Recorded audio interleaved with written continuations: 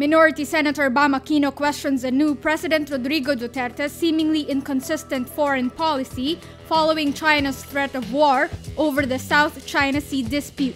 President Rodrigo Duterte claimed Chinese President Xi Jinping warned him China would go to war if the Philippines forces the issue of the arbitral ruling on the South China Sea. Aquino said the threat is troublesome, pointing out it was contradictory that the Philippine government is rejecting aid from the European Union for its supposed interference while letting China make threats. Senator Panfilo Lacson and Senate Minority Leader Franklin Drilon also expressed concern over China's threat, echoing Supreme Court Justice Antonio Carpio's call to bring the issue before the United Nations. Lacson says, considering the disparity between China's military might and ours, that's a major threat. He adds Justice Carpio is right. We should bring this to the UN's attention. Drilon says the Duterte administration should not take Chinese President Xi Jinping's words lightly, saying it's a gross violation of the UN's charter.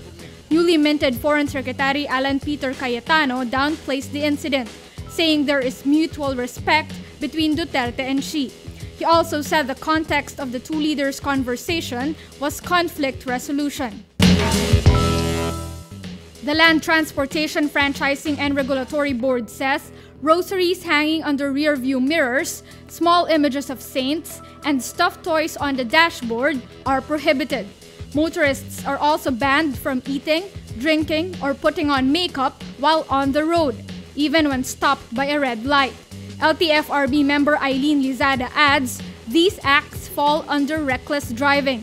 Social media users questioned why signboards on buses and jeeps are not banned, saying these block line of sight as well. Lizada adds the new law seeks to remove blind spots for drivers. But senators are calling on the Department of Transportation to hold implementation of the law. Senate Public Services Committee Vice Chairperson J.V. Ejercito slams the DOTR and its agencies for complicating matters.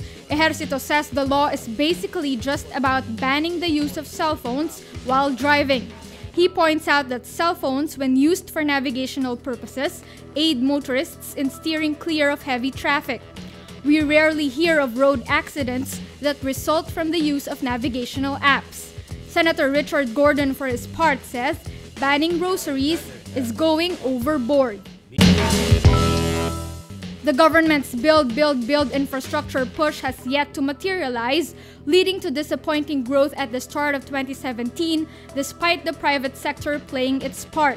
Data released by the Philippine Statistics Authority show the Philippine Gross Domestic Product, or GDP, grew by 6.4% in the first quarter of 2017, a fall from the 6.6% growth during the last quarter of 2016 and 6.8% in the first quarter a year ago. Director General of the National Economic and Development Authority, or NEDA, Ernesto Perña, explains it is very likely that funds were dispersed but not actually spent yet, and points to airport projects as an example.